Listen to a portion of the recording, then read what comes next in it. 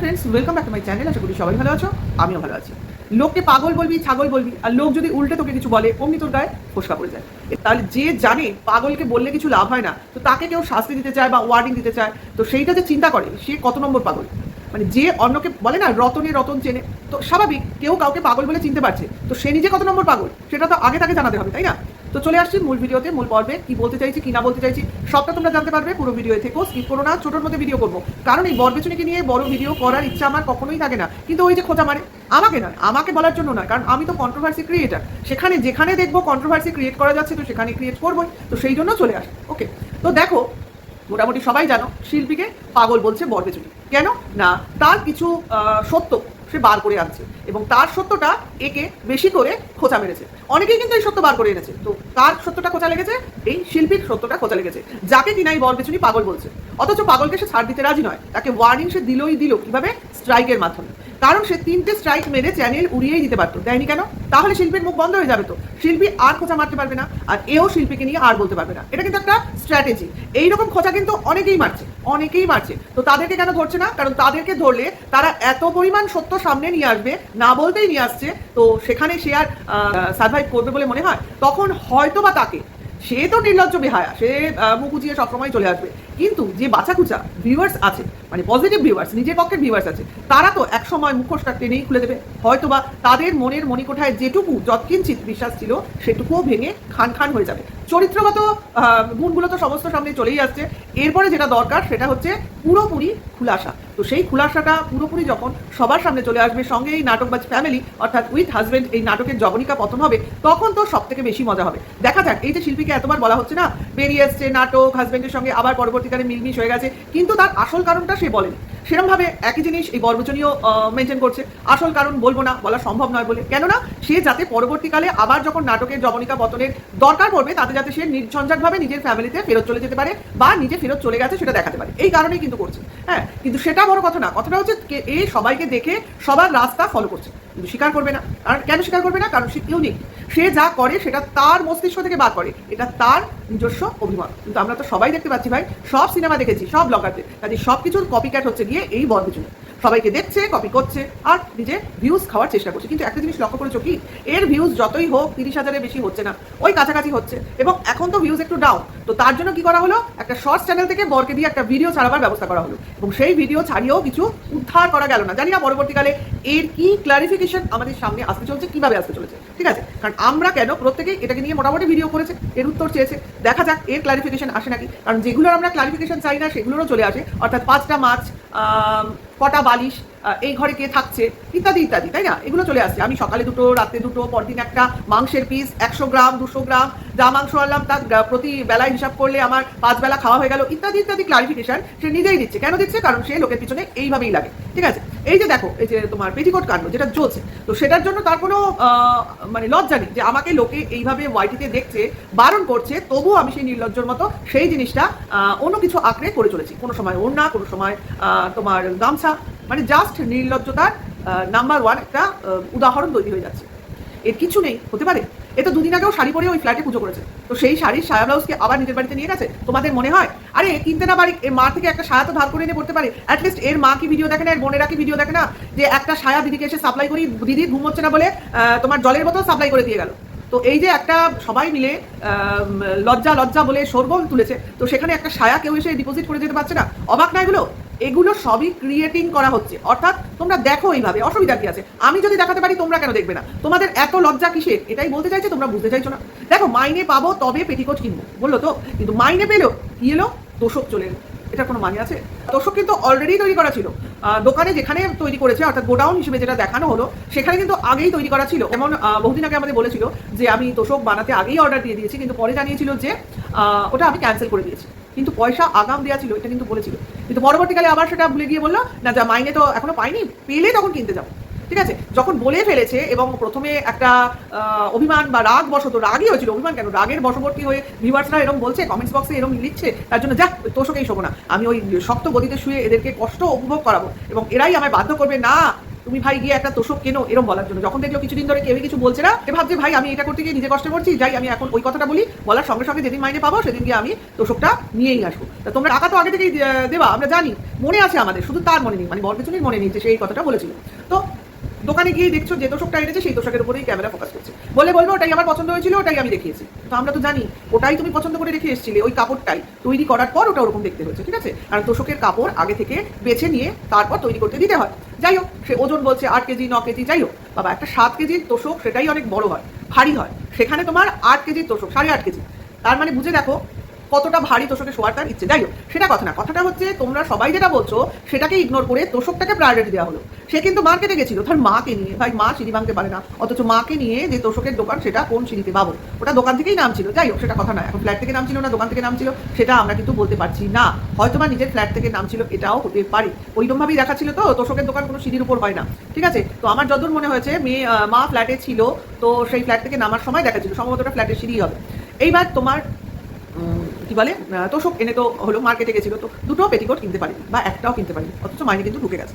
যাই হোক, সেটা ছেড়ে দাও। তো সারাদিন ধরে দিন দেখাবার পর বলা হলো যে বাবা এসে পোষ্যের সঙ্গে থাকলে তবে সে বিকেলবেলা বেরিয়ে গিয়ে তোমার তোষকের দোকানে যেতে পারে। কিন্তু দিনটা ভাই বুধবার ছিল, ঠিক আছে? এবার বুধবার দিন বরবেচুনির বাবার ছুটি থাকে না, সোমবার ছুটি থাকে, যার জন্য সে সোমবার দিন বাবা এসে বাড়িতে মাছ ভাত খেয়ে গেল। তাহলে বুধবার কি করে বাবা আসবে সন্ধ্যেবেলা 7:30টার সময়? তোমাদের কি মনে হয়? কারণ তার বাবা কিন্তু কোনো ওষুধের দোকানে কাজ করে, আর সন্ধ্যেবেলা যে টাইমটা বললো সেটা কিন্তু ওষুধের দোকানে একটা পিক আওয়ার্স, সেই সময় থেকেই কিন্তু খুব ভালো রকম ভিড় হতে থাকে, এবং এই ভিড়টা প্রায় 9:30, 10টা, 11টা অবধি ওষুধের দোকানে থাকে। কারণ ম্যাক্সিমাম লোক অফিস ফেরতা বাড়ি ফেরার সময় ওষুধের দোকান থেকে প্রয়োজনীয় ওষুধপত্র নিয়ে বাড়ি ফেরে। আমরা জানি ওষুধের দোকান 11:30, 12টা অবধি মোটামুটি খোলা থাকে অঞ্চলের ডিম্যান্ড অনুযায়ী, ঠিক আছে? এইবার তাহলে বুধবার কি করে বাবা এসে পোষ্যের সঙ্গে থাকতে পারে? এমনিও বলতে গিয়ে মুখ খিচকিচিয়ে তুতলিয়ে পোষ্য আছে, পোষ্যের বাবা বলতে গিয়ে আমার বাবা, নানান বাবা এসে গেল, কিন্তু আসল বাবা যে কোন বাবা সেটা তো পরিষ্কার হলো না, মানে নিজের বাবা না পোষ্যের বাবা সেটা আমাদের ক্লিয়ার হয়নি, কারণ তাকে দেখানোই হয়নি।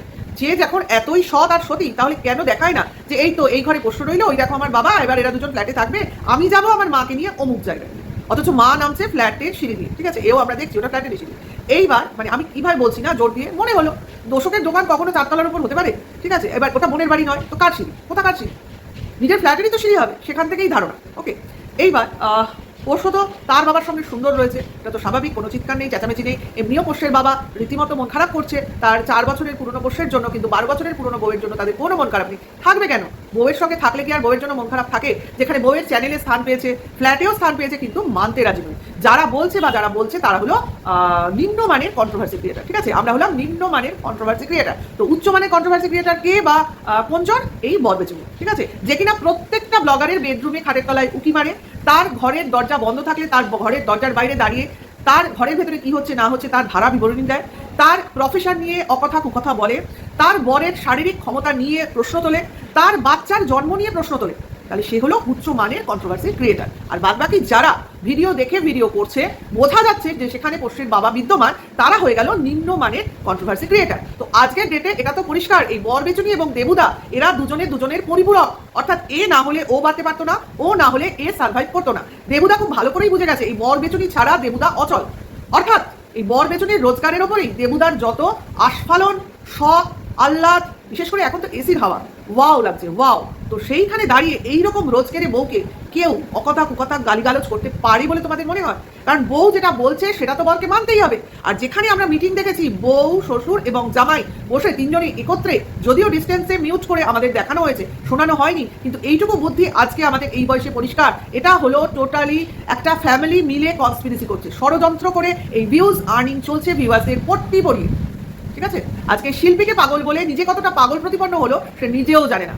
আজকে শিল্পী তাকে একটা বাজে কথা বলেছে, হ্যাঁ ওটা বাজে কথা, যে যেটা তাকে সে কথা বলতে নেই। আমি তো শিল্পীকে বলবো, জানো না তুমি, কানাকে কানা, খোরাকে খোরা, অমুককে তমুক, এটা বলতে নেই, কারণ এগুলো বললে তাদের হাতে ঘা লাগে, ঠিক আছে? উল্টে এখনো কিন্তু সে তার স্বভাব বদলাতে পারলো না। আজও সে শিল্পীর ওই কথার পরিপ্রেক্ষিতে তার সন্তানদের মৃত্যু কামনা করে বসলো, এবং সেটা নিয়ে যে কথা হবে সেটার জন্য সে বলছে সে নিজে কোনো মুনিঋষিত নয়, যে বা সতীনারীও নয়, সে কোনো মুনিঋষিত নয় যে তার তার অভিশাপ কারো লাগবে। আরে ভাই, তুই তো বলে তো দিলি যে এমনও তো হয় সন্তানদের মুখাগ্নি করছে তার বাবা, তুই কোন আক্কেলে বললি? তোর সন্তানহীনতা আমাদের সবার কাছে একটা দুঃখজনক জিনিস, যেটা নিয়ে বলতে, বুঝতে বা শুনতে আমরা কেউই জানি না।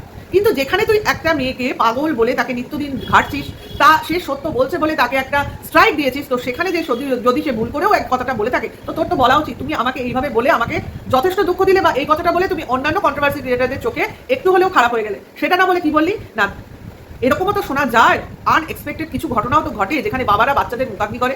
কাকে বলছিস এইভাবে? মানে সেটাই তুই বলছিস যখন কিনা কিমা ও শিল্পীর দুটো মেয়েকে বাজারে বসিয়ে দিতে চেয়েছিল, তখন কিনা তুই প্রোটেস্ট করেছিলি। তাহলে সেই প্রোটেস্টের কি দাম?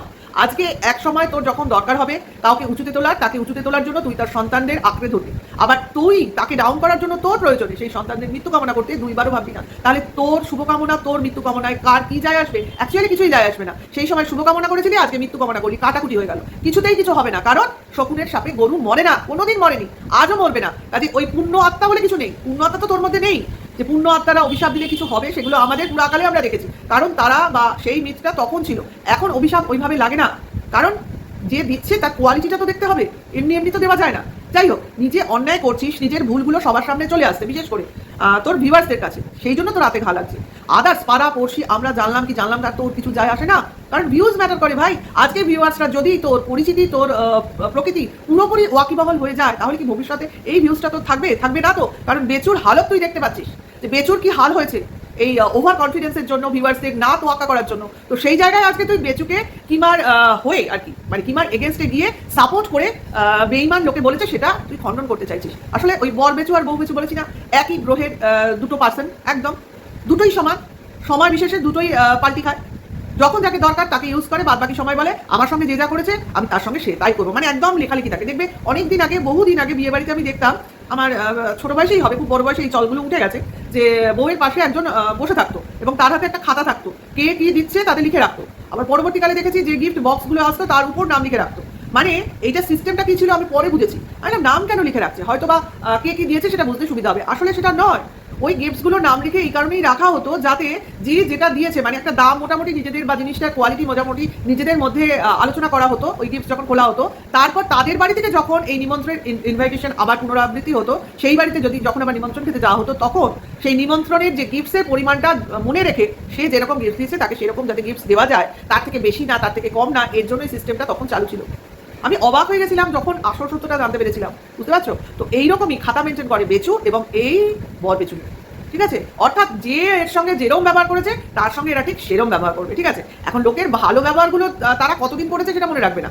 ওই ভালো করেছিল তার জন্য একবার করে আমি আমার কি বলবো শোধবোধ করে দিলাম, বাদ বাকি সময় দেখা যাবে সে কি ভালো করেছিল, তার জন্য আমি একবার ভালো করে দিয়েছি, আর তো ভালো করার দরকার নেই। কাজে তারপরে যে খারাপটা হয়েছে আমার সঙ্গে সেইটা আমার মনে রাখতে হবে এবং তার পেছনে বাস দিতে হবে, বা মনে করো তাকে ইগনোর করতে হবে। তার কোনো বিপদ আপদে আমার দেখারও দরকার নেই, শোনারও দরকার নেই, জানারও দরকার নেই, আমি তাকে চিনি না, ঠিক আছে? আমার মানে লিস্ট থেকে সে বাদ। এরা হলো এই ক্যাটাগরি, একেবারে দুটো একেবারে এক পথ। যাই হোক, ভিডিওটা বলতে বলতে অনেকটাই বলে ফেললাম, কারণ বলার তো শেষ নেই। যেরকম যেরকম দেখাচ্ছে ভাই, যত যত নির্লজ্জতা দেখাবে তত তত আমাদের মুখ খুলবে, সোজা কথা, ঠিক আছে? কারণ শিল্পীকে বলছে তোকেই তো স্ট্রাইক দিলাম, আর তো কাউকে দিইনি, ঠিক আছে? আর কাউকে দিতে পারিসনি, তাই দিসনি, খুঁজিসনি এমন নয়। তুই জানিস শিল্পীর পপুলারিটি আছে, কিন্তু সঞ্জয়েরও আছে, সেটাও তুই জানিস, কিন্তু সঞ্জয়কে স্ট্রাইক দিয়ে পারা যাবে না, এটা হলো আসল কথা, ঠিক আছে? আজকে সঞ্জয়কে স্ট্রাইক দিলে সঞ্জয় যে কিরো পরিমাণ কেঁপে গিয়ে কতটা ভরকে গিয়ে তোকে কিভাবে উলঙ্গ করে দেবে সেটা ভেবেই তুই আর ওই পথটাই মারাস না, ঠিক আছে?